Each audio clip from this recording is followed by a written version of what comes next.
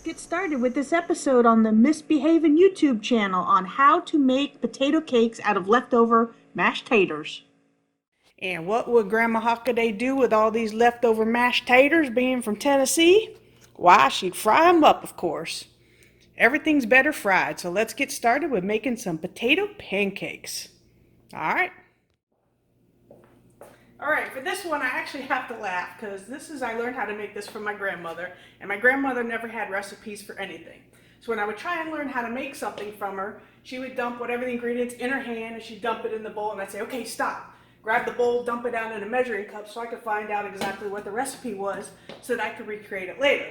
This one, once she got her pan hot with oil and these potato pancakes were ready to go in, there was no stopping her. She never let me stop her enough to measure it.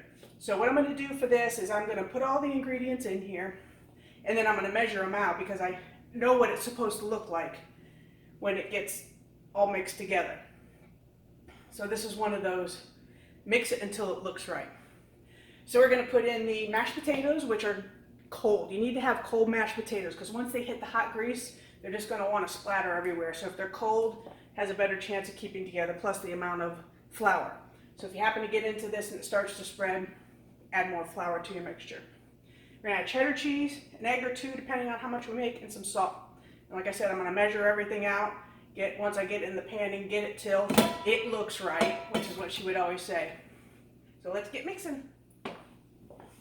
All right, we got it mixed up till it looks right. And that's about the consistency that you want.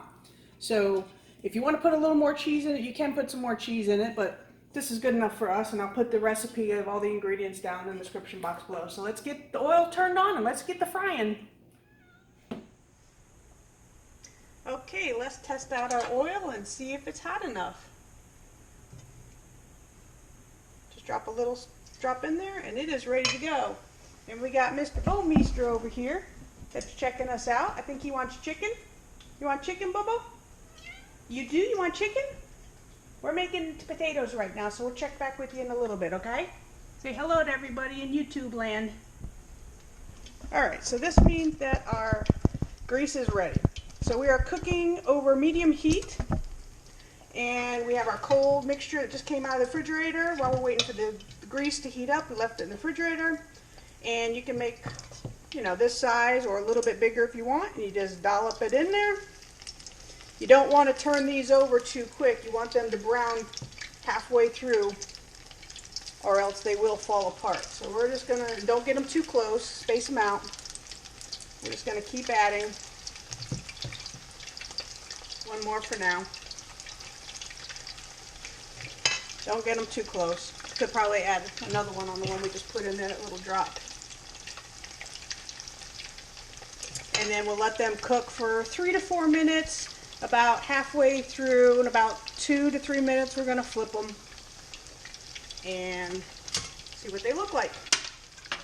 We'll check back in a few. And they're cooking pretty good. We're going to cook them about 2 to 3 minutes per side. Don't flip them over too soon because they will fall apart. So we'll let them cook a little bit more. You can start to see that they're starting to brown on the bottoms there. And when they brown a little bit higher, we will flip them. I like to flip them with a fork because the tongs, I use the tongs to take them out at the end, but they will mash into the uncooked part if you use them now. So we'll check back in a little bit. They're looking good. Take your fork and just lift it underneath, and you can see you can actually flip it over now because it's one whole piece, and that's exactly the consistency you want. That's about 2.5 minutes for that one on medium heat. So just flip them over.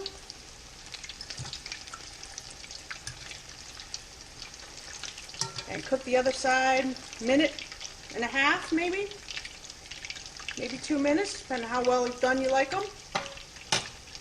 And we'll check back. Spend about 1 minute, check the bottom of them, they look good, and go ahead and pull them. This is when you can use the tongs. And we'll just put them on a paper towel, because with all that grease, you want to absorb some of that leftover grease in the paper towel.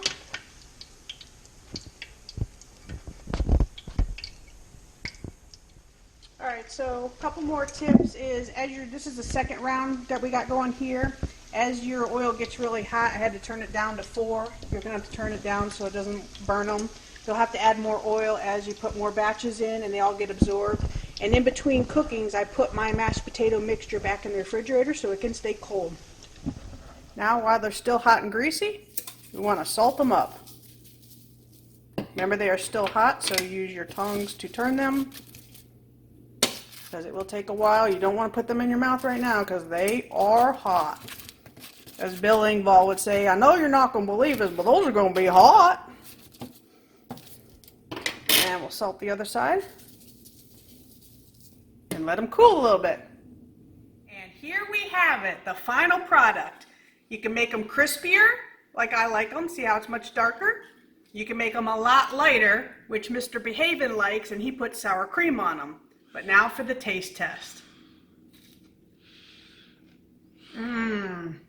Perfect. See you, y'all. Come back now, you hear?